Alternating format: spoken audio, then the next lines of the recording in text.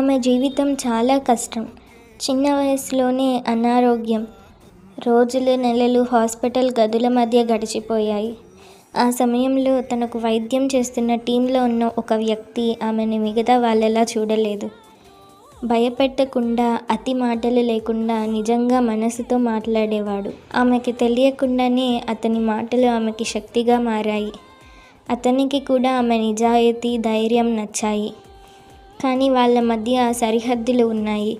సమయం లేదు, పరిస్థితులు అనుకూలంగా లేవు. చికిత్స పూర్తయ్యాక వాళ్ళు వేర్వేరు దారుల్లో వెళ్ళిపోయారు. ఏళ్ల తరువాత అనుకోకుండా మళ్ళీ కలిశారు.